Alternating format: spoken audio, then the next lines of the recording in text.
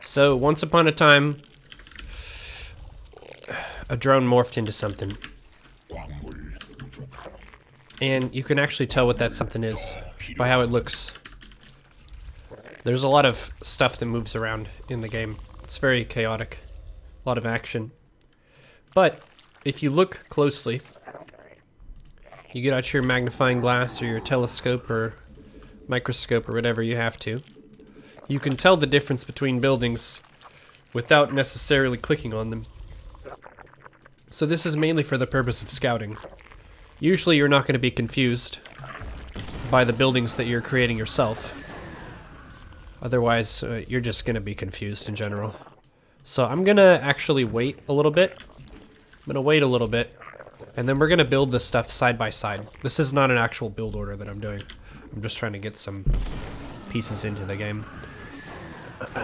Thank you, Nick.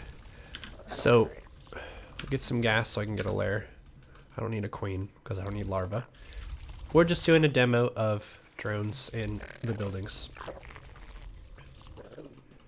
Okay. Okay. Get some gas. Do not copy this build. This is terrible. This is not for 1v1. This is just for getting enough money where I can make some buildings. I do have to make a spawning pool before I make a roach warren, so I'm going to make one, because I can't make them both at the same time. If you look at this closely, you can get a feel for its size. A lot of stuff is just making the visual associations between things. The spawning pool is not random. It looks the same size every time. So you can compare it to the size of other things if you want to.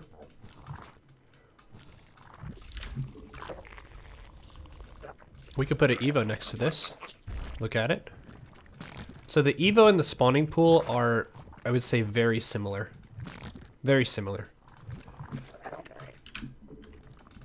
But usually you're not going to have an Evo and a spawning pool building at the same time. And the spawning pool is pretty much always the Zerg's first structure. So that's an area that I feel like they're similar, but if you're confused by that, your opponent is doing a very confusing build as it is, and they're probably doing something bad. So let's make a roach warren to kind of compare. We'll build another spawning pool next to that. So notice the roach warren is kind of taller with the way the health bar sets on it.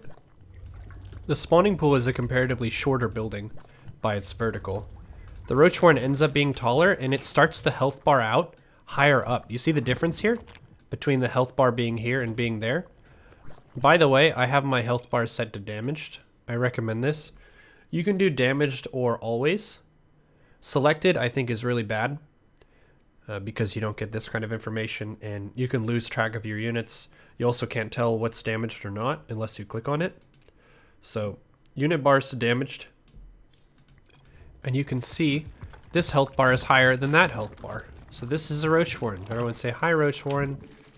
Thanks for being in the game. Roach warren compared to an Evo chamber. Yep, Evo chamber looks a lot like a pool. So see this? The roach warren. It's tall. Look at this. The tips of it, it's got like horns on the top. Spikes, that's awesome. Then we'll see it next to the spawning pool. Yeah. So it's vertically a taller building, so the health bar starts out higher. So what else could you maybe read into? Hydralisk Den. What can we compare this to? Hydralisk Den. Infestation pit.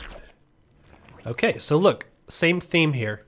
The infestation pit is a shorter structure by its vertical than a Hydralisk Den, so the health bar is lower and closer to the ground. You can make some inferences too, like there's a lair, so one of these buildings is probably not a spawning pool, and if you don't know that, it's probably more important to find the lair first than to be deciding between these two things. What else is there? We can compare a spine and a spore. I might guess this would have the same theme of the health bar height. Yes, it does. So a spine crawler is a comparatively taller building by its height than a spore. So the health bar, again, is higher up than the spore as they're building. The spore also looks a little bit wider, and it builds faster. So you can see I built both of these basically at the same time, but the spore is done much sooner. So you've got these. The spire, I feel like you don't really need to explain. This is like the dark shrine of the Zerg. It's so extreme in its shape. Like the health bar is super high and it's tiny. I guess you could confuse it with a spine if you really, like your glasses prescription was out of date or something. But I guess without the health bars, it's fairly similar. Yeah, having the health bars on helps a whole bunch with identifying these IMO. Okay, so what else is there? There's a Ultra Cavern. That's like the only hive tech thing you can drop.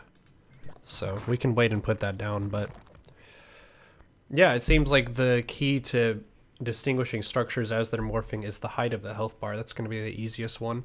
And also identifying which tier of the game you're in. If it's hatch tech, lair tech, or hive tech. If you don't know which tier of the game you're in, you have bigger problems than which structure is being built there. So let's just wait for this hive, and I'll build an Ultra Cavern, maybe something next to it, just for fun. Just for fun. Okay, Ultra Cavern. This is pretty big, Bubba. Pretty big. I guess it's pretty similar to the Roach Warren in its size and health bar height.